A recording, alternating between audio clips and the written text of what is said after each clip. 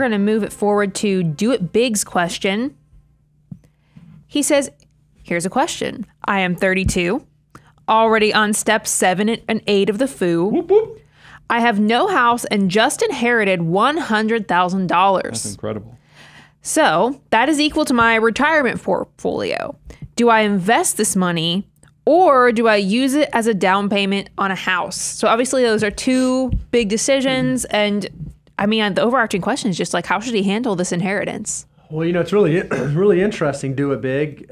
Your question is, should I invest this money or should I use it for down payment on a house? You're not asking the right question. Mm-hmm. The right question is, what are my goals? Is one of my goals to be a homeowner? You said I'm 32. I'm on step 7 or 8, so I'm saving like a banshee. I'm doing all the things.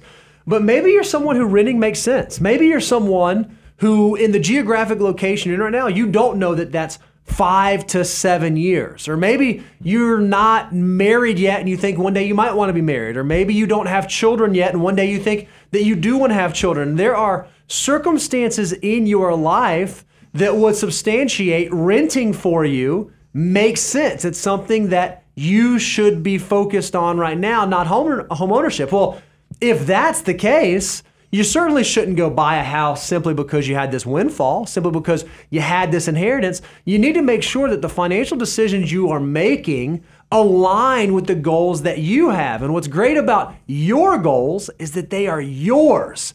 Just because you're 32 doesn't mean that you have to own a house. Doesn't mean that you have to go out and buy a piece of property. Doesn't mean that that has to be your story if that's not ultimately something that you place value on somewhere that you want to be. So to answer the question of what should I do with it, step 1, I would say, Brian, define what your actual goals are. Yeah, and I want to lean into, because he wouldn't have thrown buying a house on there unless that's not bouncing around in his head. You think so? Because look, let's use you as an example.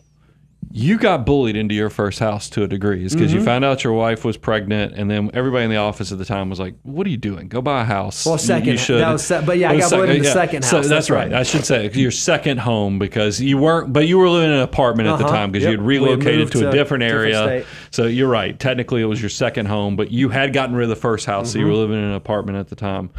I think that Do It Big has the goal of house. There's nothing wrong with looking, because you're really asking two questions on the kind of your prioritization and then how you can lay that into the financial order of operations.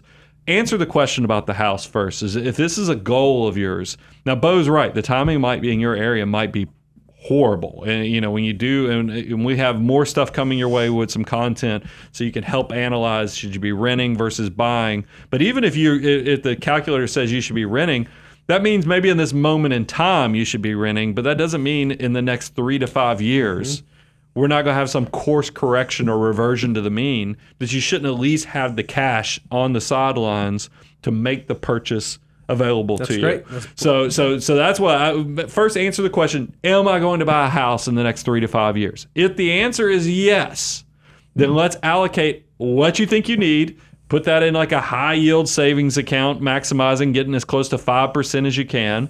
And then let's move to the second part of the question, which is, now that we've got the house goal at least accounted for, it doesn't mean we're going to take action today because the market's not perfect for my decision, but you at least have the resources now set aside for you. Now we can move to step 2, which is, how does this fit into the remainder of this fit into the financial order of operations?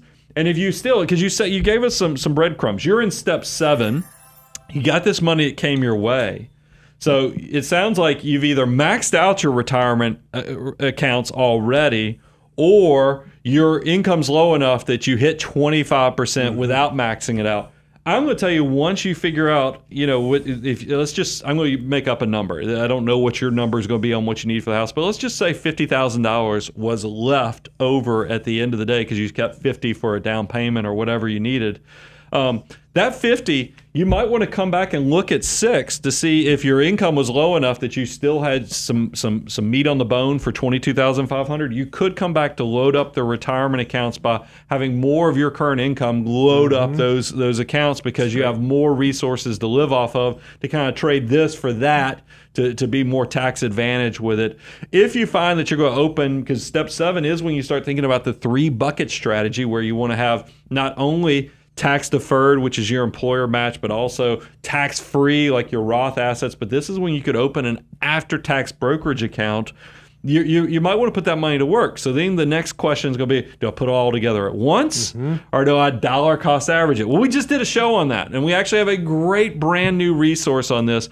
You will compare it to your total investable net worth and what you have out there. And if this is like a large percentage of it, if it's like 50, 60%, because you already said the 100 is about what you already have in investable assets, then you might want to spread that investment out over 5 months, spread, or if it's now because of the house down payment only a blip to your total net worth, then just put it to work within the financial order of operations and live your best life. I love it. That's great.